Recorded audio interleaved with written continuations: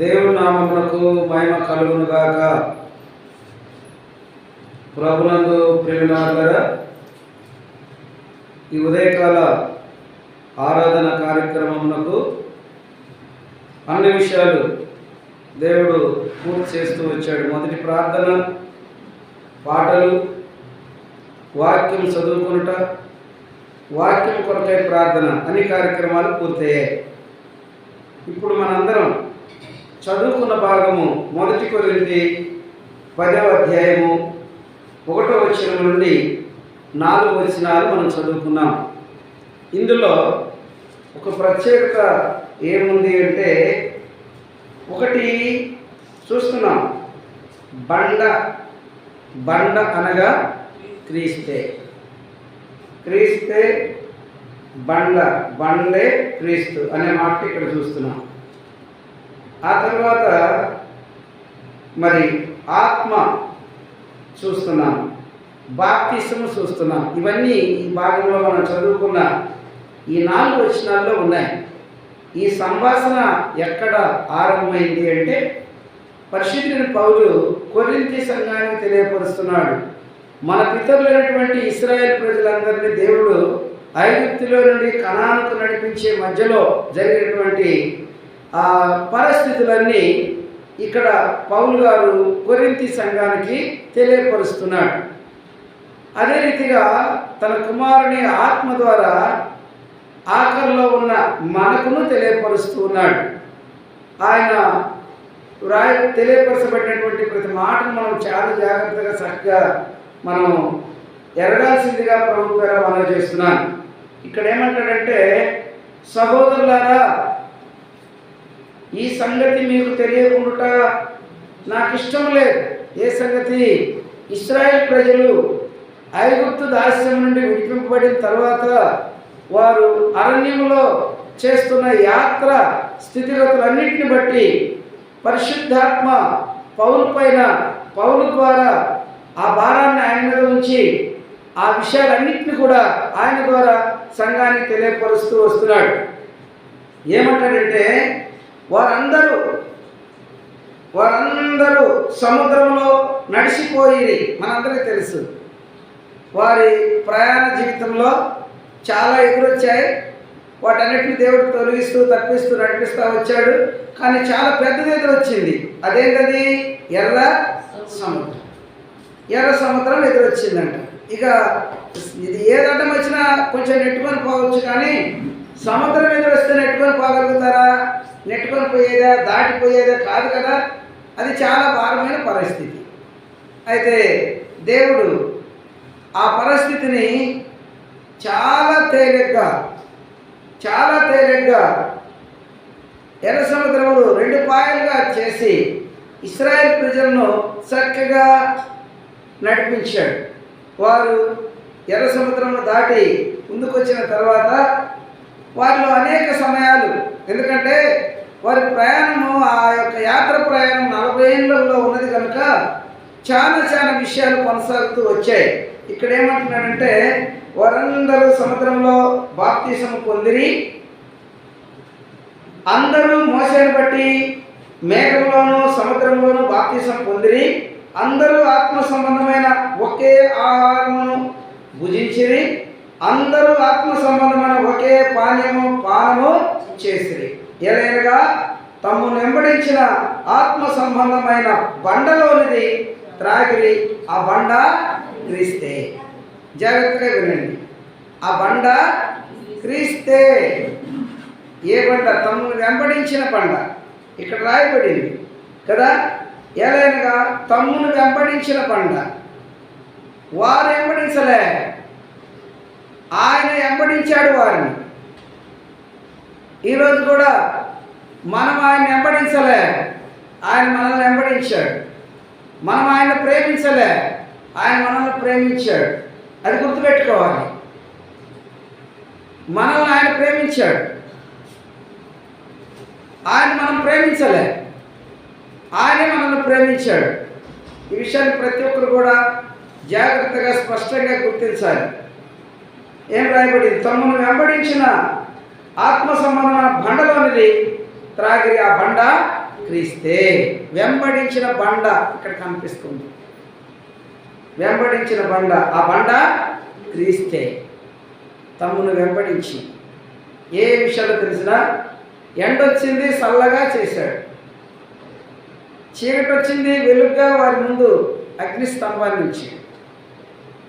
అర్థమవుతుందా? ఆకలి అయితే ఉంది, ఆకలి తీరుస్తూ వచ్చాడు. బట్టలు మాసిపోలేదు, చెప్పులు తెగిపోలేదు, కాళ్ళు వాయలేదు. ఎప్పుడు కూడా అలసట చెందిన వారు కాదు. దేవుడు ఈ విషయాలన్నింటిలో కూడా సహకారిగా ఉండి నడిపిస్తూ వచ్చాడు.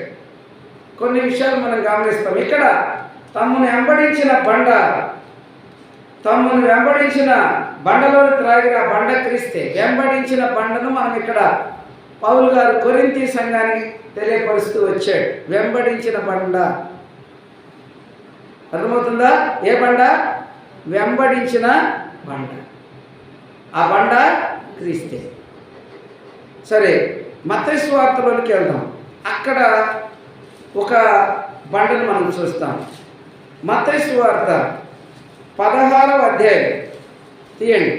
16వ అధ్యాయంలో 18వ వచనం. మరియు నీవు పేతురువు ఈ బండ మీద వింటున్నారా? మరియు నీవు పేతురువు.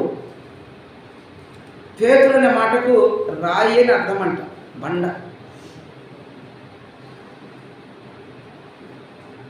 మరియు నీవు పేతురువు ఈ బండ మీద నా సంఘమును కట్టుదును. గమనించండి అమ్మా, అక్కడ వెంబడించిన బండను చూశాం. ఇక్కడ మత్తయి సువార్త 16వ అధ్యాయం 18వ వచనంలో సంఘము కట్టబడడానికి బండ తయారైంది. ఏ బండ ఇది? కట్టబడుటకు సిద్ధపడిన బండ, కట్టబడుటకు యోగ్యమైన బండ, కట్టబడుటకు తగిన బండ, కట్టబడే బండ. ఇక్కడ అక్కడ వెంబడించిన బండ, ఇక్కడ కట్టబడే బండ. వెంబడించిన బండ క్రీస్తే. ఇక్కడ ఒక సందర్భం ఉంది. అనేకులు నన్ను గురించి ఏమనుకుంటున్నారని చెప్పి యేసుప్రభువు అడిగినప్పుడు 10 ఏళ్ళు మనకు స్పష్టంగా అర్థమవుతారు. అనేకులు అనేక విషయాలు చెప్తూ వచ్చారు. కానీ యేసుప్రభువు పేతురుతో ఒక మాట అన్నాడు. సరే, ఎవరు ఏదనుకున్నా నీవు నన్ను గురించి ఏమనుకుంటున్నావని అడిగాడు. అప్పుడు పేతురు మాట అంటాడు. ఏమంటాడు? 16:16 అందుకు సీమోను పేతురు నీవు సజీవుడగు దేవుని కుమారుడైన క్రీస్తు అని చెప్పెను. వింటున్నారా? ఎవరెవరో ఏదేదో మాట్లాడుతూ వచ్చారు. కానీ నీవు నన్ను గూర్చి ఏమనుకుంటున్నావని ప్రభువైన యేసుక్రీస్తు వారు పేతురుని అడిగాడు. పేతురు ఎలాంటి సమాధానం చెప్తున్నాడు తెలుసునా? నీవు సజీవుడకు దేవుని కుమారుడు అయిన క్రీస్తు అని చెప్పాను. ఈరోజు మనల్ని అడిగితే మనం ఏం చెప్తాం? పేతురు చెప్తున్న సమాధానం వింటున్నారా? నీవు సజీవుడకు దేవుని కుమారుడు అయిన క్రీస్తువు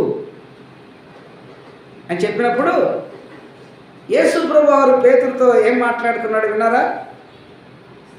17 అందుకు యేసు సీమోను బర్యోనా నీవు ధన్యుడవు. ఆగండి, నీవు ధన్యుడవు.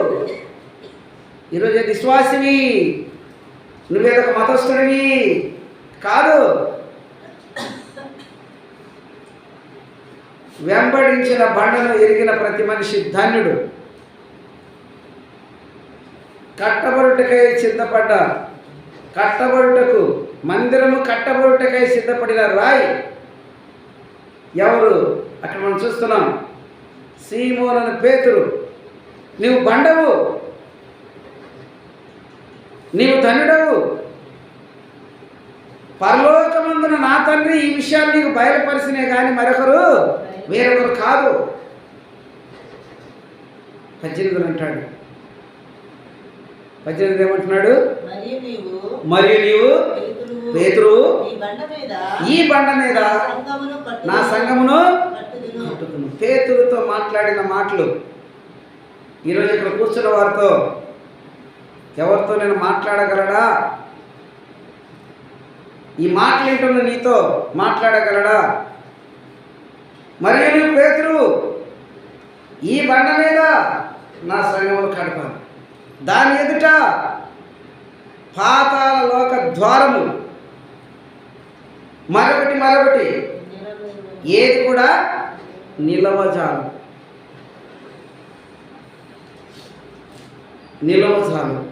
కట్టబడుటకై తగిన రీతిగా సిద్ధపడిన బండను మనం చూస్తున్నాం. ఏమి కట్టబడుటకు? సంఘము కట్టబడుట. సంఘంగా కట్టబడిన బండను మనం చూస్తున్నాం. రెండవ బండ అర్థమవుతుందా? రెండవ బండ సంఘంగా కట్టబడినదిగా మనం చూస్తున్నాము. ఒకటేమో వెంబడించిన బండ, రెండేమో సంఘంగా కట్టబడుతున్న బండ. ఎవరి బండ? ప్రభువైన యేసుక్రీస్తు వారిని గురించి పౌలు చెప్పాడు, ఆ బండ క్రీస్తే అని.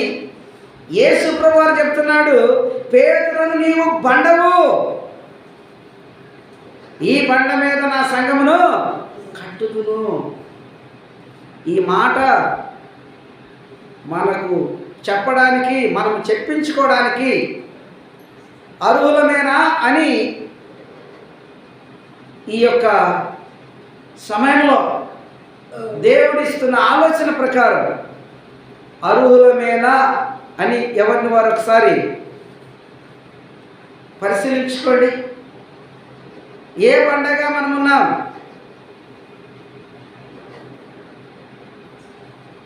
కట్టబడుటకు యోగ్యమైన బండగా మనం ఉన్నామా? కొన్నిసార్లు గోడ కడుతూ ఉంటారు. గోడలు కట్టినప్పుడు అన్ని రాళ్ళే, కానీ ఏదో ఒకటి ఉంటుంది, దాన్ని పడేస్తారు బయట. ఎందుకు? ఆ గోడకు అది తగింది కాదు కనుక. అయితే ఇక్కడ అంటున్నాడు, ఎప్పుడైతే ప్రభువైన యేసుక్రీస్తు వారిని స్పష్టంగా పేతురు గుర్తించాడో, ఎరిగాడో, అప్పుడు చెప్తున్నాడు ప్రభువారు, ఈ సంగతి నా తండ్రే నీకు బయలుపరిచాడు, నీవు ధనుడు, ఈ బండ మీద నా సంఘాన్ని కడతాను. దేవుడు తాను చేయాలన్న పని ఇక్కడ చేరిన వారి పట్ల ఎవరి మీదనైనా ఎవరితోనైనా ఆయన పని చేయాలని ఒకవేళ ఈ సమయంలో ఆశ కలిగి ఉన్నాడేమో ఒకసారి ఆలోచన చేయండి. కట్టబడుటకై సిద్ధపడిన బండ. ఉపయోగం లేని బండలు చాలా ఉంటాయి.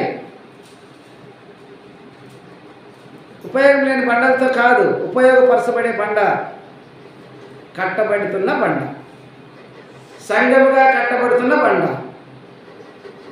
ఇందుకొరకై మనం సరిపోతామా? చేరున్నవారు, వింటున్నవారు, ఏందో చెప్పాడు వీళ్ళ కాదు. రెండవ బండలుగా మనం ఈ రీతిగా చూస్తున్నాం, కట్టబడుతున్న బండ. వింటున్నారా? రెండవ బండ ఏంటంట? కట్టబడుతున్న బండ. ఆ బండ ఎవరు? క్రీస్తే. పేతురు ఏం చెప్పాడు? నీవు బండవు. చూడండి, 1 పేతురు 2వ అధ్యాయం 5వ వచనం చదవండి. జాగ్రత్తగా వినండి. క్రీస్తు యేసు ద్వారా దేవునికి అనుకూలమగు ఆత్మ సంబంధమైన బలులు అర్పించుటకు పరిశుద్ధ యాజకులు పరిశుద్ధ యాజకులుగా ఉండునట్లు మీరును సజీవమైన వింటున్నారా వింటున్నారా వింటున్నారా విషయాలు మాటలు అర్థమవుతున్నాయా? ఏమి మనం విన్నాం? మనం విన్నాం? ఇప్పుడు ఇంతవరకు వింటున్నాం చూడండి మాటలు. ఏమంటున్నాడు అక్కడ? యేసుక్రీస్తు ద్వారా దేవునికి అనుకూలమగు ఆత్మ సంబంధమైన బలు అర్పించుటకు పరిశుద్ధ యాజకులుగా ఉన్నట్లు మీరును సజీవమైన రాళ్ళ వలె ఉండి ఆత్మ సంబంధమైన మందిరముగా కట్టబడుతున్నారు. చాలు. ఇప్పుడు ఈ మూడవ బండను మనం ఎలా చూస్తున్నామంటే ఆత్మ సంబంధమైన బలులు అర్పించు మందిరముగా కట్టబడుతున్న బండ. ఆ బండ ఎవరంట? మీరు అంటున్నాడు. సంఘంగా కట్టబడిన నా సంఘమును కట్టుదని చెప్పినటువంటి రెండవ బండ పేతురును చూపిస్తే ఇక్కడ ఈ భాగంలో మూడవ బండగా ఒకటి వెంబడించిన బండ, రెండవది సంఘం అనే బండ, మూడవది ఆత్మ సంబంధమైన బలులు అర్పించుటకు పరిశుద్ధ యాజకులు బలులు అర్పించుటకు ఆత్మ సంబంధమైన మందిరముగా సజీవమైన రాళ్ళ వలె ఉండి మీరు కట్టబడుతున్నారని రాశాడు. మీరు అంటే ఎవరు? ఇక్కడ కూర్చున్న వారందరూ. ఈ మాట బాగా అర్థం చేసుకోవాలి. నేను యాజకుడును, నేను దేవుని బిడ్డను. ఆత్మ సంబంధమైన బలి అర్పించడానికి ఒక మందిరం అవసరమైంది. ఆ మందిరానికి రాళ్ళు అవసరమైనాయి. ఆ రాళ్ళు ఏ రాళ్ళంట? సజీవమైన రాళ్ళ వలె ఉండి, మీరు సజీవమైన రాళ్ళ వలె ఉండి ఆత్మ సంబంధమైన మందిరముగా కట్టబడుతున్నారు. మందిరముగా కట్టబడితే అక్కడ కొంతమంది చేరుకొని దేవుని మయంపరుస్తారు. మందిరంగా కట్టబడలేదనుకోనండి, మందిరం లేదనుకోనండి, అక్కడ కొంతమంది చేరి దేవుని మయంపరిచే అవకాశం లేదు. అలాంటప్పుడు అది ప్రయోజనమైంది కాదు. అయితే ఈరోజు దేవుడు తన మహిమ కొరకు తన ఏర్పాటును ఎలాగూ మన జీవితాల్లో, ప్రతి ఒక్కరి జీవితాల్లో ఎలా కొనసాగిస్తూ ఉన్నాడు అంటే ఈరోజు మనం ఇక్కడ చూస్తున్నాం. సజీవమైన రాళ్ళ వలె ఉండి. చాలా రాళ్ళు ఉంటాయి, ఆ రాళ్ళతో మందిరం కట్టబడదు. చాలా రాళ్ళు ఉంటాయి. ఏలియా బలిపీఠంను కట్టేటప్పుడు 12 తీసుకున్నాడు. ఇశ్రాయేలు గోత్రముల లెక్క చొప్పున 13 ఎందుకు తీసుకోలేదు? ఆ 12 ప్రత్యేకత ఉంది. ఆయన మాటలో జీవం ఉంది. ఆ 12 యొక్క ప్రత్యేకతలను బట్టి అక్కడ కార్యం జరిగింది. ఈరోజు మనం ఇక్కడ చూస్తున్నాం. సజీవమైన రాళ్ళ వలె మీరు ఆత్మ సంబంధమైన మందిరముగా కట్టబడుతున్నారు. కట్టబడుతున్నామా? మందిరంగా కట్టబడితేనే కదా ఆత్మ సంబంధమైన బలులు అర్పించేది. మందిరం అంటే ఎక్కడుంది? 1 కొరింథీ 3:16 ఉంది. 1 కొరింథీ 3:16 చూస్తాం. మీరు దేవుని ఆలయమై ఉన్నారనియు దేవుని ఆత్మ మీలో నివసించున్నాడనియు మీరు ఎరుగరా? ఎవడైనను దేవుని ఆలయమును పాడు చేసిన ఎడల దేవుడు వాడిని పాడు చేయను. ఎవరు? దేవుని ఆలయం అంటే ఏంటి? మన హృదయమే. ఎస్పి బాలసుబ్రహ్మణ్యం గారు పాట పాడాడు. దేవుని పిల్లలు రాశారు, ఆయన పాట పాడాడు. ఏమని పాట పాడాడు? హృదయమే నీ ఆలయం క్రీస్తు. అర్థమైందా? అంటే తన హృదయాన్ని దేవునికి ఇవ్వలేదు, కానీ పాటలు మాత్రం పాడాడు. ప్రతి పాటకి ఇంత డబ్బు అని ఉంటుంది, దేవుని పిల్లలు ఇస్తారు. కాబట్టి ప్రభునందు ప్రియమైన వారులారా, నీ ఆలోచన నీదై ఉండొచ్చు, కానీ నీది కాదు కదా. నీవు ఏం కలిగి ఉన్నావో అదంతా నీది కాదు. అది కేవలం దేవుని కృపావరమే. నేను ఈరోజు ఇలా ఉన్నాము అంటే ప్రతి ఒక్కరిని ఆయన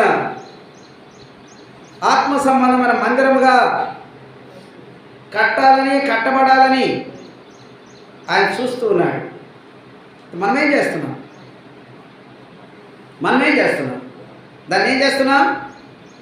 కట్టబడుటకు తగిన విధి లేకుండా కదా చెల్లాచెదరు చేస్తూ వస్తుంటున్నాం మన జీవితాన్ని. దేవునికి అవకాశం ఇవ్వకపోతే మనం కట్టబడలేము. అర్థమవుతుందా? మనం కట్టబడలేము, గుర్తుపెట్టుకోండి. కాబట్టి ఇంకొక పనిని గురించి చూస్తాం. నిర్గమాకాండం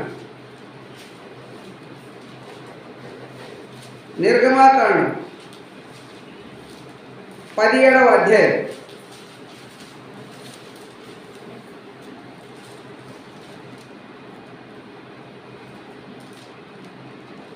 నిర్గమాకాండంలో చెప్తున్నాను. 17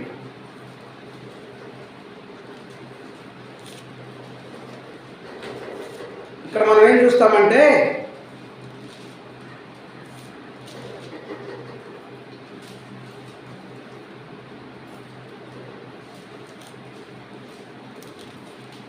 ఇక్కడ మనం ఏం చూడగలుగుతామంటే